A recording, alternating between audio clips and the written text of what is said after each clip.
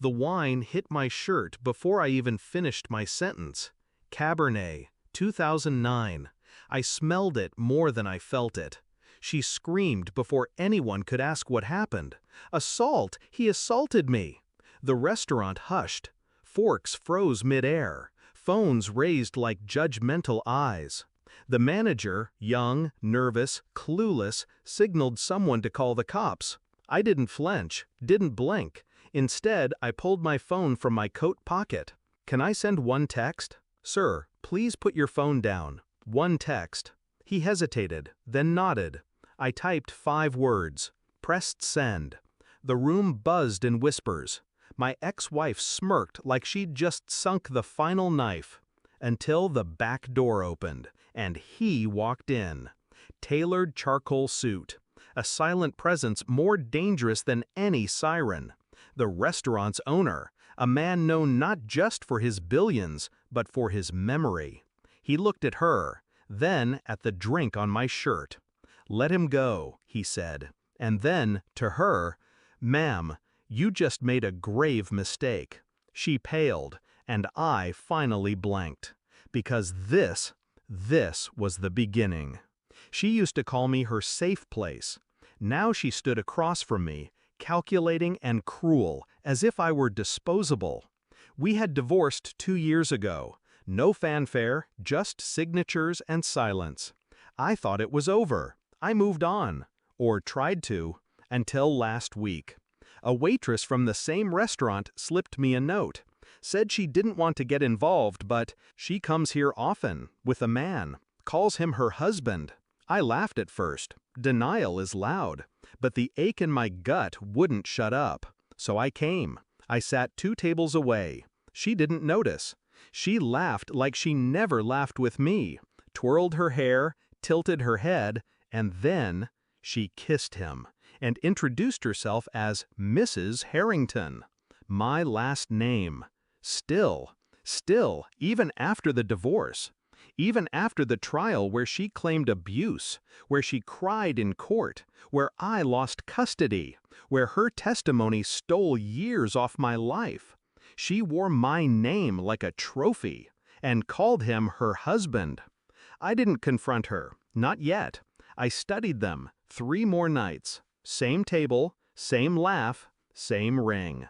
I followed her once, from the restaurant to a hotel. He left first. She lingered in the lobby, scrolling through her phone, smiling, like she won. I called a friend in records, had him pull court transcripts. Her statements didn't match the dates she started seeing this man. Her accusations were fiction, fabricated timelines, well-rehearsed lies. I dug deeper. She'd forged financial documents, lied under oath, claimed bruises that never existed. I remembered the night she first said I hit her.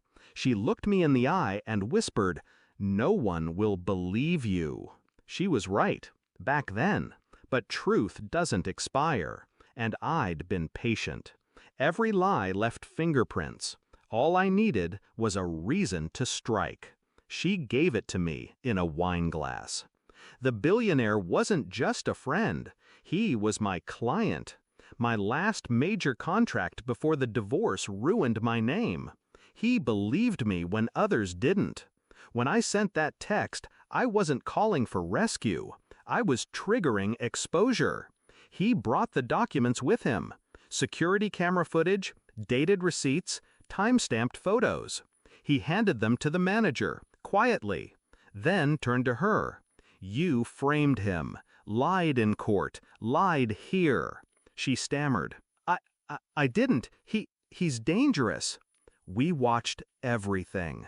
She looked at me then, eyes wide, pleading. "Please, just listen to me."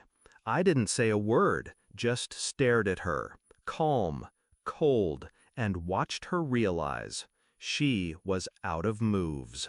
The police arrived, confused at first, until the manager handed over the footage, until my client handed over legal documents, until my lawyer, waiting outside, stepped in.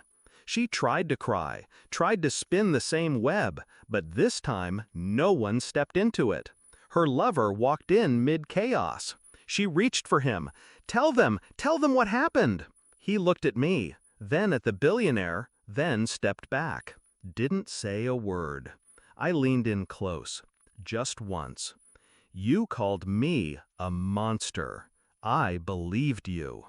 That's how deep your poison ran. She sobbed. I turned my back and walked out before the cuffs clicked around her wrists. Outside, the night was still. No wind, no sound. The wine on my shirt had dried, a dark stain against white cotton. I didn't change it, let it show, proof that I bled once, but not anymore. I stood by the curb, watched the lights blur in the street, watched the last of her fall apart behind tinted glass. She thought she'd ended me. She only taught me how to wait. And now she knows what silence sounds like when it turns its back on you. Lies burn slower than truth, but when they catch, they take everything with them.